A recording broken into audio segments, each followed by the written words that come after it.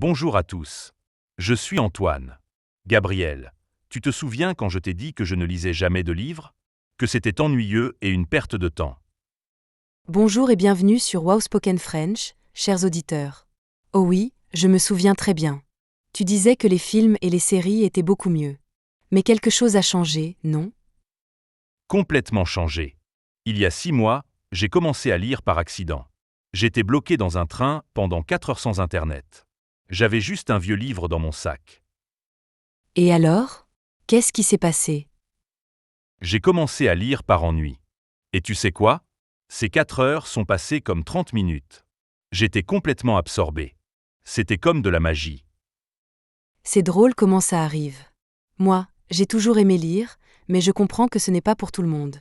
Ou du moins, c'est ce que je pensais avant. Exactement. Je pensais que je n'aimais pas lire. Mais en fait, je n'avais jamais vraiment essayé. Je lisais pour l'école, des livres obligatoires qui ne m'intéressaient pas. Ah oui, ça change tout. Quand on lit par obligation, c'est différent. Mais quand on choisit un livre qui nous intéresse vraiment, c'est une autre expérience. Chers auditeurs, est-ce que vous aimez lire? Écrivez-nous dans les commentaires. Alors maintenant, je lis presque tous les jours. 30 minutes avant de dormir. Et j'ai remarqué tellement de changements dans ma vie. Dis-moi, quel changement? D'abord, je dors beaucoup mieux. Avant, je regardais mon téléphone au lit. La lumière bleue me gardait éveillé. Maintenant, je lis un livre papier, et après 30 minutes, je suis calme et prêt à dormir. C'est un excellent point. Les écrans avant de dormir perturbent notre sommeil. Un livre papier est tellement mieux. Pas de notifications, pas de lumière bleue, juste l'histoire et toi. Et mon vocabulaire s'est amélioré aussi. Je remarque que j'utilise des mots nouveaux dans mes conversations. Des mots que j'ai appris en lisant. C'est normal. Quand on lit, on voit des milliers de mots. Notre cerveau absorbe ces mots, même si on ne s'en rend pas compte. C'est de l'apprentissage passif, mais très efficace. Tu sais ce qui est bizarre? Ma concentration s'est améliorée partout. Au travail, je peux me concentrer plus longtemps sur une tâche. Avant, je me distrayais après 10 minutes. Ce n'est pas bizarre du tout. Lire un livre entraîne notre cerveau à se concentrer. On suit une histoire pendant des heures. C'est comme un exercice pour notre attention.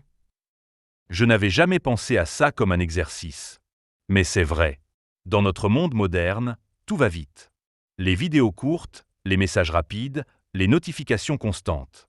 Notre cerveau n'a plus l'habitude de se concentrer longtemps. Exactement. Et c'est un gros problème. Notre capacité d'attention diminue. Mais lire des livres combat ce problème. C'est comme aller à la salle de sport pour notre cerveau. J'aime cette comparaison. Et j'ai remarqué autre chose. Je suis plus calme maintenant. Moins stressé. Moins anxieux. Ah oui? Comment ça marche? Quand je lis, je ne pense pas à mes problèmes. Je suis dans une autre histoire, un autre monde. C'est une évasion. Pendant 30 minutes, mon cerveau se repose de mes soucis quotidiens. C'est une forme de méditation en quelque sorte. Tu es présent dans l'histoire, pas dans tes pensées stressantes. Des études montrent que lire peut réduire le stress de 68%. Vraiment? C'est impressionnant. C'est plus que la musique ou le thé. Oui, la lecture est l'une des meilleures méthodes de relaxation. Juste 6 minutes de lecture peuvent réduire le stress significativement. C'est scientifiquement prouvé. Incroyable. Et chers auditeurs, si vous êtes stressés, essayez de lire un peu chaque jour. Vous verrez la différence. Écrivez-nous. Est-ce que vous utilisez la lecture pour vous détendre? Bonne question. Moi, je lis toujours avant de dormir. C'est mon rituel. Ça marque la fin de ma journée de travail et le début de mon temps personnel. Tu as raison. C'est un rituel important. Ça crée une routine. Et notre cerveau aime les routines. Ça nous aide à nous sentir en sécurité et organisés. Et tu sais ce que j'aime aussi dans la lecture? Ça améliore notre empathie.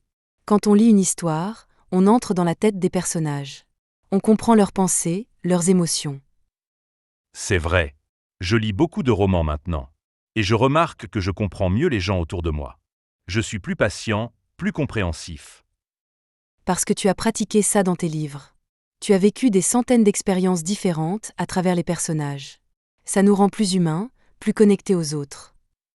Je n'avais jamais réalisé que lire pouvait changer qui nous sommes comme personne. Je pensais que c'était juste du divertissement. C'est beaucoup plus que du divertissement. C'est de l'éducation, de la thérapie, de l'aventure, de la croissance personnelle. Tout en même temps. Et pour les gens qui apprennent une langue, comme nos auditeurs qui apprennent le français, lire est super important, non? Absolument. C'est probablement la meilleure méthode d'apprentissage. Quand on lit en français, on voit comment les phrases sont construites naturellement. On apprend la grammaire sans étudier la grammaire. Oui. On absorbe les structures, les expressions, le rythme de la langue. C'est de l'apprentissage naturel, comme les enfants apprennent leur langue maternelle. Et on peut lire à notre propre rythme. Si on ne comprend pas un mot, on peut s'arrêter, réfléchir, continuer. Pas de pression. Pas de stress. Chers auditeurs, est-ce que vous lisez des livres en français? Ou vous avez peur parce que c'est difficile? Dites-nous dans les commentaires. Excellente question. Beaucoup de gens ont peur de lire dans une langue étrangère. Ils pensent qu'ils doivent comprendre chaque mot. Mais ce n'est pas vrai. Vraiment? On peut lire sans tout comprendre. Bien sûr. Même dans notre langue maternelle, on ne connaît pas tous les mots. Mais on comprend l'histoire quand même. Le contexte nous aide à deviner le sens. C'est rassurant. Alors les débutants peuvent lire aussi. Oui. Il faut juste choisir le bon niveau. Il existe des livres simplifiés pour apprenants. Ou des livres pour enfants. Pas besoin de commencer avec Victor Hugo. Ah! C'est vrai. Commencer petit, c'est intelligent. Moi, quand j'apprenais l'anglais, j'ai lu des livres pour enfants de 8 ans. Et c'était parfait pour mon niveau. Exactement. Il n'y a pas de honte à ça. L'important est de lire quelque chose qu'on peut comprendre et apprécier. Sinon, on abandonne vite. Et maintenant, parle-moi des autres bienfaits de la lecture. Tu as dit qu'il y en avait beaucoup. Oh oui. Par exemple, lire améliore notre mémoire. Quand on lit un roman, on doit se souvenir des personnages, de l'intrigue, des détails. C'est un exercice de mémoire constant. Comme un jeu pour le cerveau. Exactement. Et des études montrent que les personnes qui lisent régulièrement ont moins de risques de développer des maladies comme Alzheimer plus tard dans la vie. Sérieusement, la lecture peut protéger notre cerveau. Oui. Garder notre cerveau actif et stimulé est crucial pour notre santé mentale à long terme. La lecture fait exactement ça. C'est de la prévention. Waouh! Alors lire n'est pas juste agréable, c'est aussi bon pour notre santé. Comme manger des légumes. Ah. Oui, mais plus amusant que manger des brocolis. Et il y a encore d'autres avantages. La lecture améliore notre créativité. Comment ça fonctionne? Quand on lit, on doit imaginer les scènes, les personnages, les lieux. Notre cerveau crée des images. Ça active notre imagination. Plus on lit, plus notre imagination devient forte. C'est pour ça que les films basés sur des livres sont souvent décevants. Parce que dans notre tête, c'était différent et peut-être meilleur. Exactement. Chaque lecteur crée sa propre version de l'histoire dans son imagination. C'est personnel et unique. Ça, c'est la magie de la lecture. Et tu sais ce que j'aime? On peut lire n'importe où. Dans le bus, dans un parc, au café, dans son lit. Un livre est portable. C'est vrai. Pas besoin d'électricité, pas besoin d'Internet. Juste le livre et toi. C'est simple et accessible. Bon, maintenant parlons des excuses. Parce que beaucoup de gens disent qu'ils veulent lire, mais ils ne le font pas. Quelles sont les excuses communes? La plus fréquente, je n'ai pas le temps. Les gens disent qu'ils sont trop occupés pour lire. Mais c'est souvent faux, non? On a tout le temps.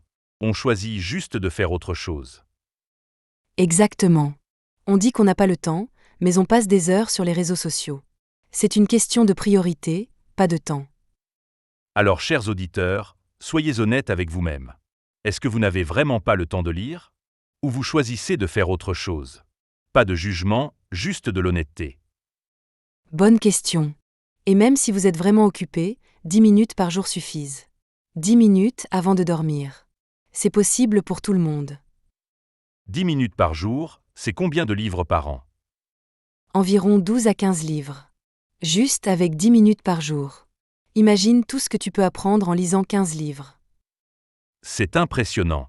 Alors l'excuse du temps ne tient pas. Quelle est l'autre excuse? Deuxième excuse, je ne trouve pas de livres intéressants. Tout est ennuyeux. Ah, j'utilisais cette excuse. Mais la vérité, c'est que je ne cherchais pas vraiment. Il y a des millions de livres sur des millions de sujets différents. Exactement. Si tu aimes le sport, il y a des livres sur le sport. Si tu aimes cuisiner, il y a des livres de cuisine. Les romans policiers, la science-fiction, l'histoire, la philosophie, tout. Le problème n'est pas le manque de livres intéressants. Le problème est qu'on ne cherche pas assez. Il faut explorer, essayer différents genres. Oui. Et maintenant avec Internet, c'est facile de trouver des recommandations. On peut lire des critiques, demander à des amis, chercher des listes de livres populaires. Troisième excuse, lire est trop cher. Les livres coûtent cher. À cette excuse. Mais il y a tellement de solutions. Les bibliothèques publiques sont gratuites. On peut emprunter autant de livres qu'on veut, gratuitement. C'est vrai. J'utilise la bibliothèque maintenant. Je lis 3 livres par mois et ça ne me coûte rien. 0 €. Et il y a aussi des livres d'occasion très peu chers. Des applications où on peut échanger des livres. Des livres numériques gratuits. Plein d'options. Alors cette excuse ne fonctionne pas non plus. Si on veut vraiment lire, on trouve un moyen. Les excuses sont juste des obstacles qu'on crée nous-mêmes.